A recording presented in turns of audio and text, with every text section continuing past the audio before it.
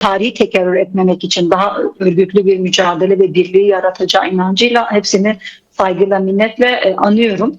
Bugün Nevruz coşkusunu bu sene Ramazan'a rağmen, yağışa rağmen, çok hava koşullarının dezavantajı olmasına rağmen şu ana kadar kutlanan her yerde büyük bir coşku, büyük bir heyecan gördük.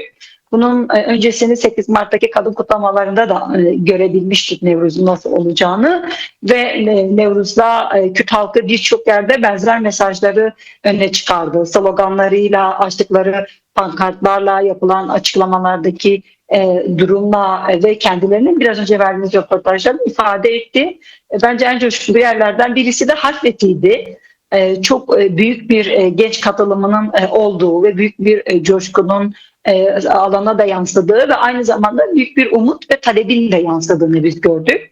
Bu Nevruz'u biz hem özgürlük ve demokrasi Nevruz'u hem de özgürlük ve demokratik birlik Nevruz'u olarak kutladık ve bu alanda hem Kürt halkının vermiş olduğu savaş koşullarındaki mücadele risklerine çağrı yapan, birliğe çağrı yapan halkın mesajları hem Sayın Öcalan'ın özgürlüğünün talep edildiği ve sürecin sahiplendiğini ifade edebiliriz. Sayın Öcalan özgürlüğünü birçok yönden Kürt halkı talep ediyor. Var olan sürecin başarıyla çözüme erişmesi için baş müzakereci olması itibariyle özgürlüğünden bir gıdım geri atmıyor. Hem 27 yıllık teçhiz süreci boyunca Kürt halkının lideri, önderi, öncüsü olarak onun özgürlüğünü asla kabul etmedi. Bunu bir kez daha alanlarda haykırıyor. Hem de bir ulusal birlikten söz edilecekse Kürt halkının tarihi tekerrür etmeden bu yüzyılda bir kazanım, bir statü elde edilecekse, var olan savaş ve soykırım tehditlerini boşa çıkaracaksa Kürt halkının liderlerinin yaratacağı pozisyon, tutum,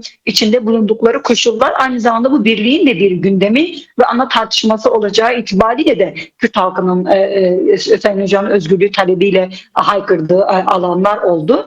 Ve bu alanlarda hem savaşın yaratmış olduğu Rojava'daki durum, Rojava'daki statü tartışmalarındaki halen oturtmayan süreçler ve sözleşme, Bakur'daki sürecin geleceği, şu an İran Savaşı'nın etki ettiği Başşehir Kürdistan'a dönük hem kaygıları var hem bu konuda tepkileri var savaşı yürüten güçlere ve kesimlere karşı, ama aynı zamanda Kürt halkının kendi öz savunmasını, kendini bu soykırımdan koruyabileceği mekanizmaları, bu konudaki birliğin ve ilgili diplomatik her mekanizması isteyen bir talebi var. O nedenle Kürt halkının bu Nevruz'u gerçekten özgürlük Nevruzu olarak tarif ettiği, istediği ve bunu tüm Kürdistan ve Orta Doğu'nun kaderiyle bir arada gördüğünü söyleyebilirim.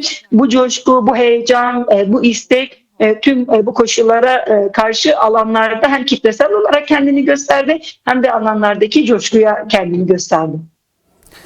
Peki değerli Uysal, siz de belirttiniz yani coşku oldukça yüksek. Bu yılki Nevrozların önceki Nevrozları aşacağı yönünde değerlendirmeler de var. Siz de benzer bir değerlendirme yaptınız. Barış ve demokratik toplum sürecine bu yıl yapılacak olan Nevroz kutlamalarının etkisini biraz değerlendirmenizi isteyeceğim. Yani katılımların geniş kapsamlı olması, orada sesin daha yüksek çıkmasının bu sürece olan etkileri neler olabilir? Siz dinliyoruz. Nevruz Kürt halkı için bir ulusal bayramdı. Tarihsel olarak bin yılları aşan bir geleneği var.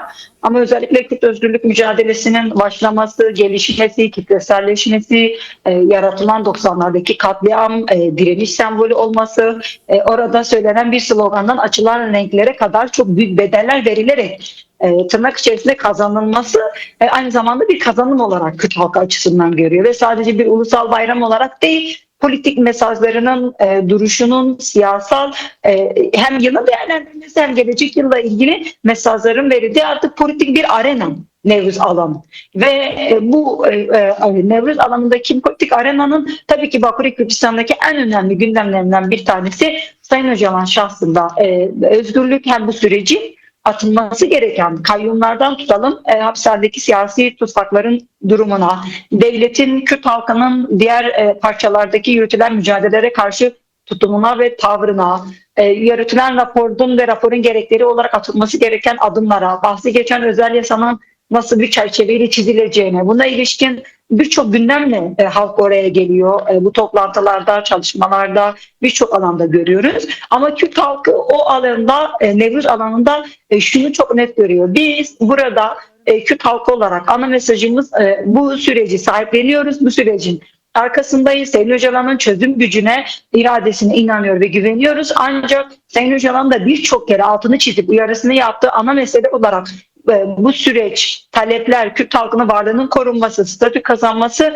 Kürt halkının örgütlü mücadelesiyle ancak olabilir, başarılabilir. Halk bunu özellikle Rojava protestolarından sonra etkisini, gücünü, mücadele ve alanlardaki varlığının yaratacağı etkiyi bence çok net olarak gördü.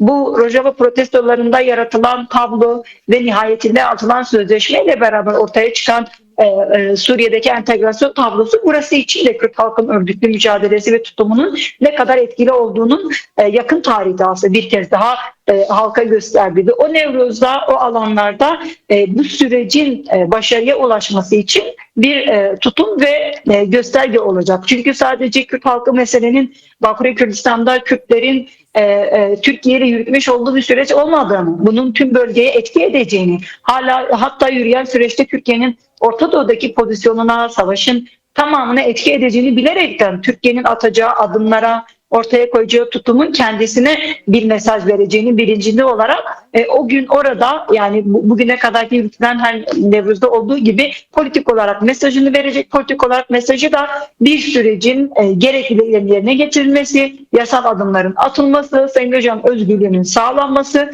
Kürt halkıyla gerçek anlamda politik, diplomatik, askeri, başka pozisyonlardaki ne Türkiye'de ne de başka bir yerde bir çatışma ya da bir tahammülsüzlük zeminine değil, gerçek anlamda bir tanımaya, varsa bir kardeşlik ithamı, bunun gerçeğinin yerine getirilmesinin çağrısı olacak. O nedenle ortaya çıkan tabloda tabii ki Bakü'ye Kürdistan için var olan süreci artık somut adımlarla yürümesinin göstergesi ve çağrısını gösterecek ki bunu şu ana kadarki yapılan Nevruzların çoğunda da gördük. Hem açılan bazı pankartlarda ki bazı yerlerde şöyle söylenmişti: sözle değil yasayla.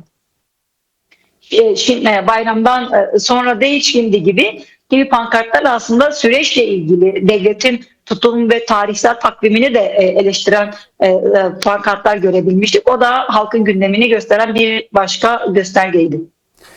Peki değerli Uysal, Ankara'ya ne mesajlar verilecek diye soracaktım. Siz yanıtını direkt Nevruz alanlarından yükselen pankartlarla, açığa çıkan pankartlarla bu mesajın verildiğini, hangi mesajların verileceğini belirttiniz.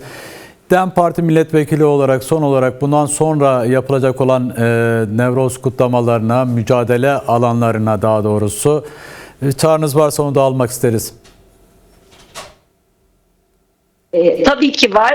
Bugün yürütülen hem Nevruz'da aynı zamanda Salih Müslüm'ü de hem anarak onun mücadelesinin bedelinin yarattığı tutumun ve iradenin Kürt halkı için hem örnek hem de takipçisi ve sahiplenicisi olacağının mesajını da verdik. DEM Parti olarak biz bu alanlarda birçok yerde, mahallede, beldelerde, köylerde ve bazı merkezi alanlarda Nevruzlar kutlanacak. Halkımız zaten Nevruzlarda bir çağrı beklemeden çoğu zaman kitlesel olarak akıyor, sahipleniyor, gösteriyor. Bu Nevruz'un gerçek anlamda Kürt halkının ortaya koymuş olduğu demokratik birlik ruhuna, yürütülen savaşa ve özgürlük iradesi ve ruhuna yaraşır bir biçimde kitlesel geçeceğine herkesi her yerde yapılacak Nevruz alanlarına çağırıyorum. Tabii ki sesleriyle, sloganlarıyla, pankartlarıyla, giyecekleri ulusal netevi kıyafetlerle oradaki Nevruz alanının coşkusunu, umudunu bu önümüzdeki bir seneye özellikle süreçle ilgili beklentileri somut bir örgütsel güce ve potansiyele dönüştürmeye çağırıyorum. Şimdiden herkesin hem Ramazan bayramını hem Nevruz bayramını kutluyorum.